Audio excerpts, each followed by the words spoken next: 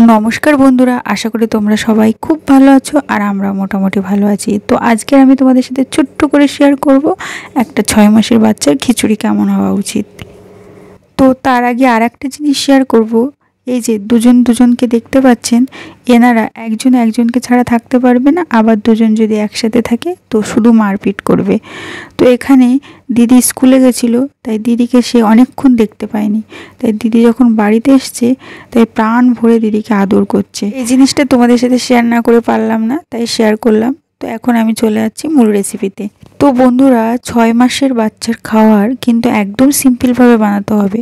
তো আমি যেভাবে বানিয়ে খাওয়াতাম সেভাবেই কিন্তু তোমাদের সাথে শেয়ার করছি।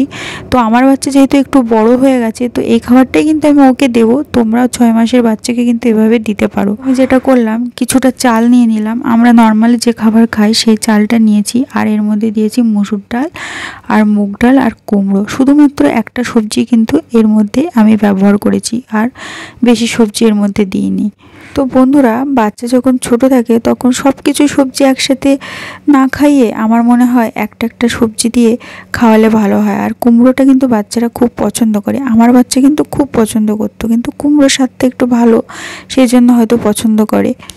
তো আমি এখন চাল ডাল আর কুমড়োটা ভালোভাবে একটু সেদ্ধ করে নিয়েছি অল্প নুন দিয়ে। যারা 6 মাসের বাচ্চা তারা কিন্তু নুনটা অ্যাভয়েড করলে করতে পারো। তো আমি ফোড়নে দিয়েছি সামান্য 5 ফোড়ন আর একটু আদা, আর কোনো মশলা কিন্তু এর মধ্যে ব্যবহার করব না। তো দেখো ভালোভাবে সেদ্ধ করে নিয়ে একটু ঘি দিলেই কিন্তু খাবারটা রেডি হয়ে যাবে।